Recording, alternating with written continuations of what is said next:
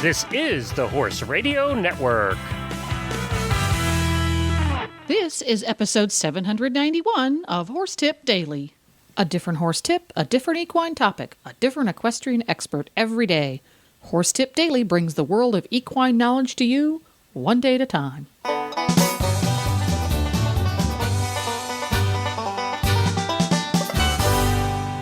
Greetings, horse people. Coach Jen here, and thanks for tuning in to Horse Tip Daily. Today's tip is an excerpt from thehorse.com's weekly horse health report on the Horses in the Morning show. TheHorse.com's digital editor, Michelle Anderson, and Dr. Johnson from the National Botulism Reference Laboratory at New Bolton Center are joining the Hit'em crew for a talk about botulism. And we'll get right to our tip right after this informative nutritional minute from Kentucky Performance Products.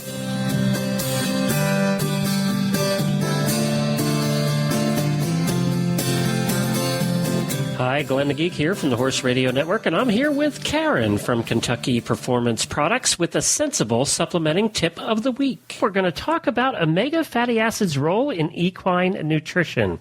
So, Karen, everybody hears about omega fatty acids, but a lot of us, we hear about it and then it sort of goes out of our brain and we don't really absorb what they are or why they're important. Right. And, Glenn, I think it's just very confusing to a lot of people, and mainly because there's so many of them and they have so many odd names.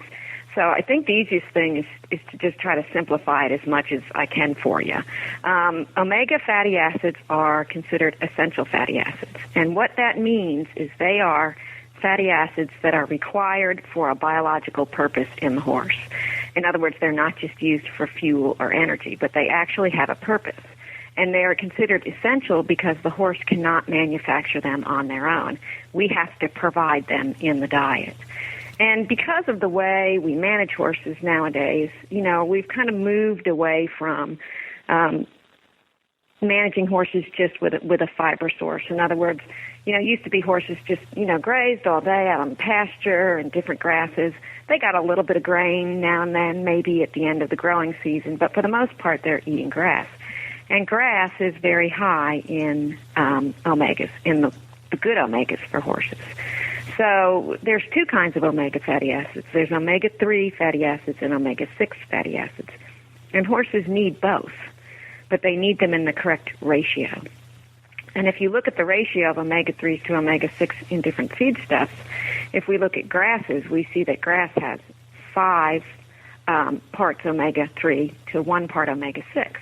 And since grass is really what horses would eat naturally, that leads us to believe that the ratio for omega-3s to omega-6 in a horse in nature would be more omega-3s than omega-6s. So does that make sense? Do you have any questions Yep. on that so far? So what we're looking at is we don't really know. The researchers have not determined what the exact perfect ratio of omega-3s to omega-6s in horses, but we know that they need more omega-3s than 6s. And we're looking at somewhere between a 3-to-1 to 5-to-1 ratio in the diet. That seems to be a good spot to start, or a good thumb rule. Unfortunately, because we've changed the way we manage horses over the years, we feed hay and we feed grain, and that has inverted the ratio. In other words, most of our horses are getting more omega-6s than they are omega-3s. If you have an inverted ratio, in other words, if you have more omega-6s than omega-3s, then you have more inflammation in the body than you normally would if you had a higher amount of omega-3s. So the omega-3s, as they move through the system, tend to be anti-inflammatory, and the omega-6s, as they move through the system, tend to be pro-inflammatory. Your horse can use either 3 or 6, and they will use whatever is provided to them. But the result could be either beneficial or not so beneficial to your horse. Now, your horse does need some of both, but that ratio is very, very important. How do I then turn it around to get more omega-3s back in than omega-6s? Well, there's a couple of things that you can do. Grass is absolutely, again, it's what nature intended horses to eat, so it's a very good source of omega-3. So if you can allow your horse to graze for the majority of the day, then, of course, that's almost... Which our horse would turn into you could Exactly. fly him across the sky because he'd be a hot air balloon at that point. That's right. A lot of horses can't because we've improved our pastures so much. So using feeds that are lower in omega 6s and higher in omega-3s are something that you can do. Now, forages, both hay and pasture, will contain more omega-3s than omega-6s, so grass and hay is good for your horse, and we all know that, that needs to be the basis of your diet.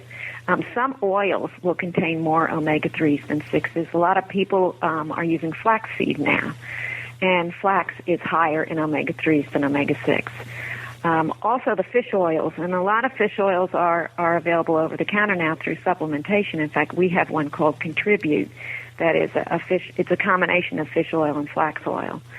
And it provides a complete complement of omega-3s. Okay. It has an 8-to-1 ratio of omega-3s to omega-6s, and it contains the plant and marine sources of omega-3s. Now, there's been some palatability issues with fish oil. I don't know if you've ever smelled some of the fish oils that are... Mm-hmm. Lots of horses will run to the back of their stall and just stand there going, oh, my God, Mom, what did you put in my feed? Some of the human pills are like that, too. Ooh, yeah, you can really taste it. So we did a lot of research with our product, and we got a fish oil that just on its own smelled pretty good, and then we've added some flavor, some cherry flavor to it that has made it very palatable. So we have very few horses turning it down. And like anything, you have to introduce it slowly, and should introduce it slowly anyway to the horse. But we have very few horses that'll turn it down. Well, that's terrific. It's good to learn. I never knew about the ratio between the 3s and the 6s. And, of course, you can find out more information on Kentucky Performance Products' new website. Has a terrific article on this, and we'll link to that in our show notes as well as on our Facebook page. Or you could just go to kppusa.com to find out more about omega fatty acids and the Contribute product. Just look under products.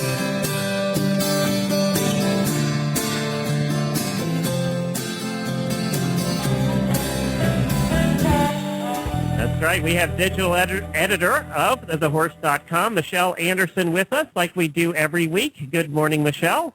Hey, good morning, Glenn. I was thinking about this morning before we get to Dr. Johnson, we have been doing this segment with you about a year, but I think, with thehorse.com for almost 2 years now.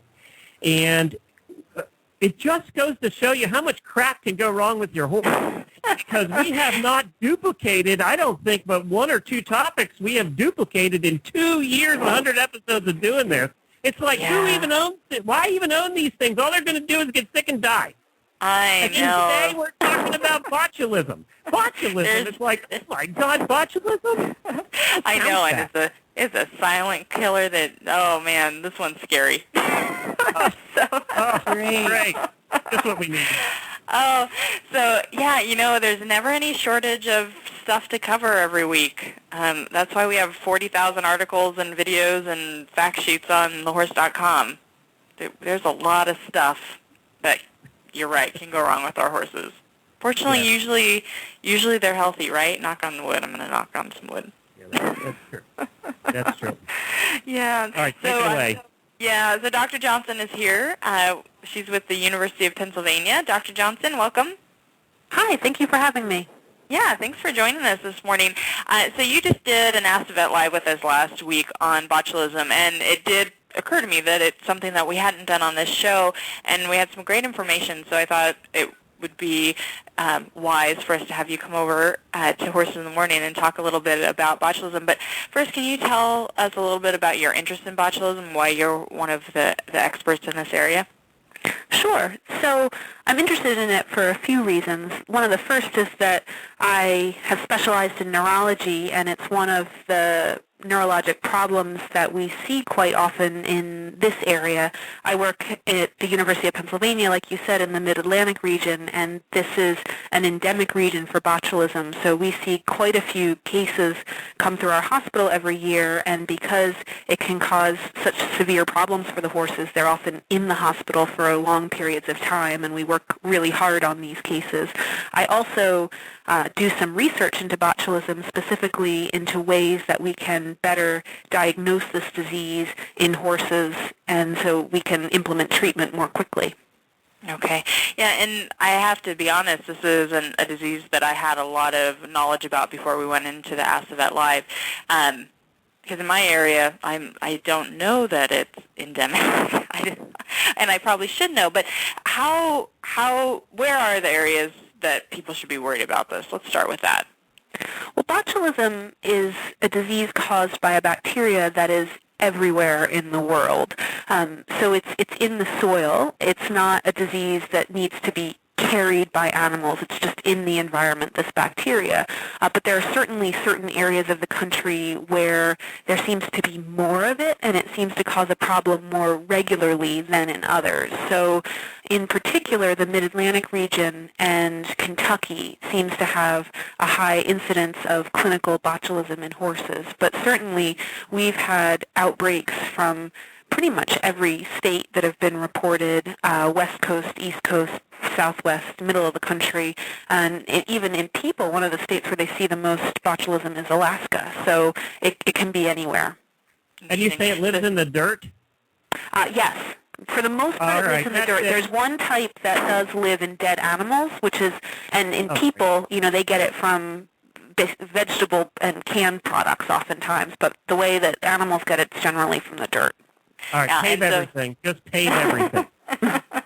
Pave it all. Well, and so the canned goods. That's what I think of when I think of botulism in humans, and making sure you boil those green beans that were canned at home really, really well before you eat them.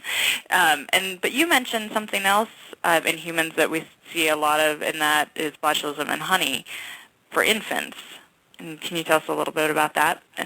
Right. Well, we see botulism in young horses, and it's also a big problem in young people, so infants basically. And a lot of mothers will be familiar with the recommendation that you shouldn't give honey to infants until they're at least a year of age. And that's because honey, virtually all honey that's produced, will contain this bacteria in the spore form, and adults can eat these botulism spores without any problems at all. They don't get sick. It's not food poisoning. They'd never know they were eating it.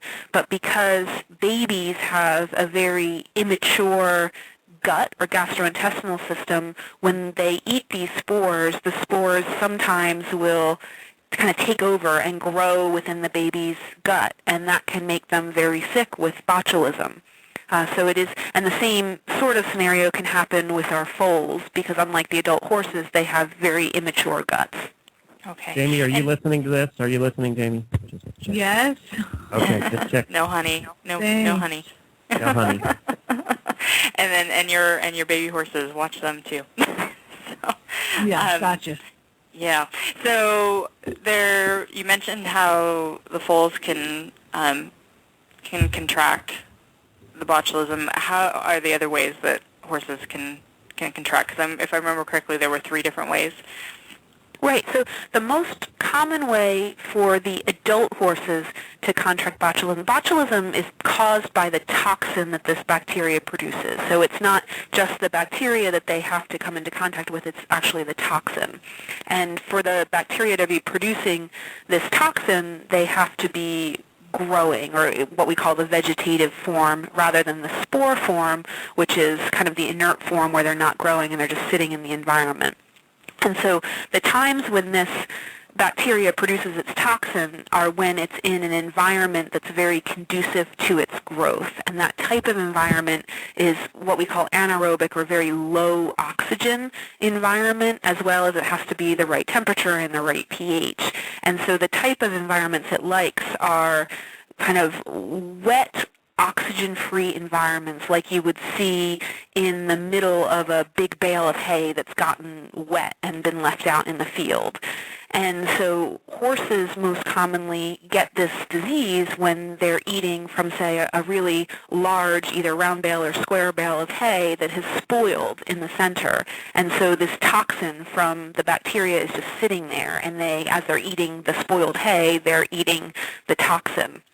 That's the most common way for adults to get it. It can also happen, like I said, there's one type of botulism that's common in dead animals or carrion. So if you have a rabbit or a squirrel or something that accidentally got baled up in the hay and has rotted within the hay and this toxin has been produced, they can get it that way too.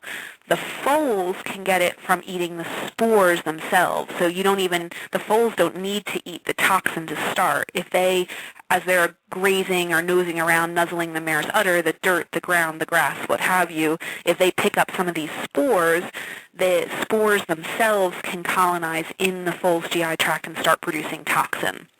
And then the third way they can get it is actually wound botulism, meaning if the horse has a deep puncture wound and this bacteria, the spores, contaminate the wound and it kind of closes over, so again there's this low oxygen environment, it can start producing its toxin within the horse and they can get it that way. Okay. And I have to say, after we did the Ask the Vet Live last week, I opened up a bale of hay, and I have a great hay supplier, but there was one bale that must have been damp when it was baled and put up, and I opened it up and it was really compact and you could just tell it had been wet, and I was like, oh man, I can't feed that. so and I wouldn't have anyway, but it did make me just hyper vigilant going through my hay, when I'm looking at it to make sure that it's good quality. So I want to talk a little bit about the clinical signs of botulism in horses and foals. What does it look like when an adult horse gets it? What does it look like in a foal, and is it any different? Sure. So what this toxin does is it stops nerve transmission to the muscles, meaning that the nerves are no longer telling muscles to contract, so the horse becomes generally weak. And this weakness is most obvious first in the swallowing muscles, actually. They start having a very difficult time swallowing, and then after the swallowing muscles are affected, it can also affect the rest of their body so that their limbs become weak and they have a hard time even just standing up and walking around, so they might lie down more frequently and have a lot of muscle tremors.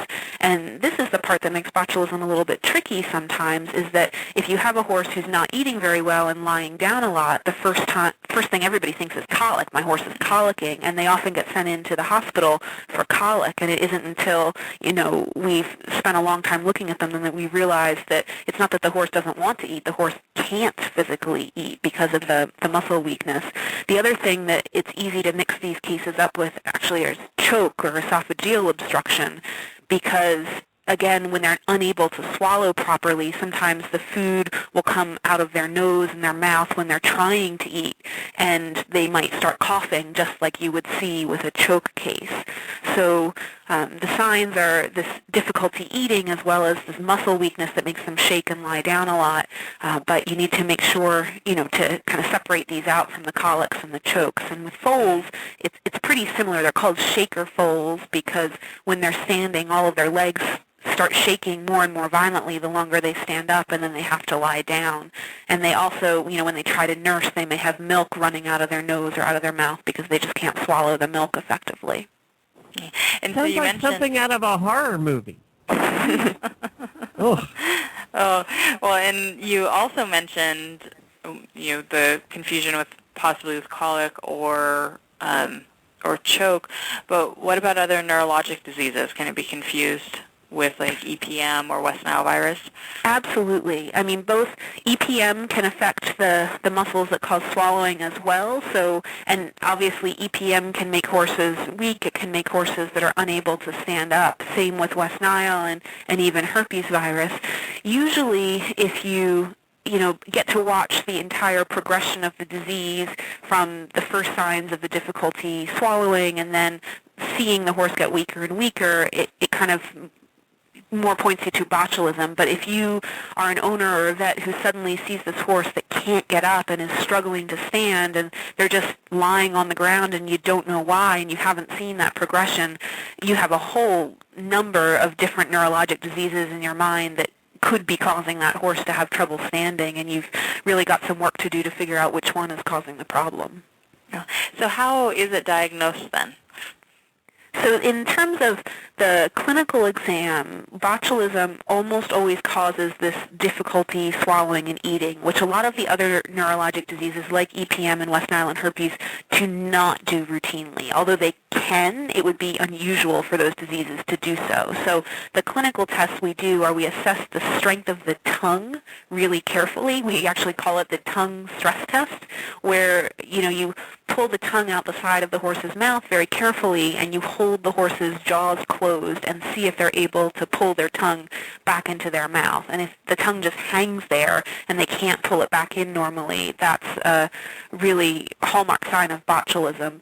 The other thing that we do is called a grain test, where we put 8 ounces or a cup of sweet feed into a pan on the ground and let the horse try to eat it. And a horse with botulism will almost always be unable to consume just that very small amount of grain in less than 2 minutes, whereas a normal horse will hoover it right up and they'll be done eating it within a minute or so. So I asked the vet live last week, we got lots of questions about how do I prevent this from happening, or how can my horse contract it. So what are some ways that you recommend an owner prevent botulism? Well, there are a couple of different things that owners should do. The first is there is a vaccine that's available. The only caveat I'll say is that the vaccine works really, really well at preventing botulism due to Clostridium botulinum type B. B as in boy, and that is far and away the most common type of botulism in the United States. It probably accounts for about 85% of the cases across the country. However, horses can also get type A and type C botulism, and although they don't cause as many cases, they do occur, and there's no cross-protection with the vaccine. So if the horse is vaccinated with this vaccine for type B and then runs into the type C botulinum toxin, they'll still get botulism.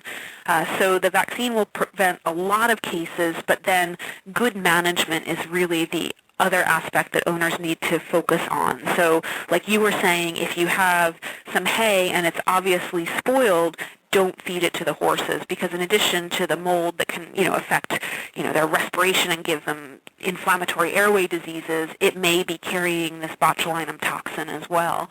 So you want to get rid of any hay that's gotten wet and it's been spoiled. If you're feeding those big round bales, they are a known, or big square bales, any very, large 1,000-pound bale of hay, they're definitely risk factors, so you need to pay attention as the horses are eating from that bale and make sure that you're not seeing any kind of rotten spots that are coming to the surface that you should get rid of. Another thing, obviously, to watch for, and what owner wouldn't, if you see something dead, a dead animal, a cat, a rabbit, anything in the hay, you shouldn't feed that part of the hay, that bale or that section, because that dead animal may contain the botulinum toxin as well. Do you have any advice on preventing the botulism being contracted through a wound? So in terms of being contracted through a wound, the best thing, honestly, is good veterinary care from the very beginning. Anytime there's a deep sort of wound or a puncture, anything that closes over, you want to make sure that the horse is treated by a vet to either open up that wound so it can drain properly and it doesn't form any kind of internal abscess or, that oxygen-free environment. And the horse may need to go on antibiotics.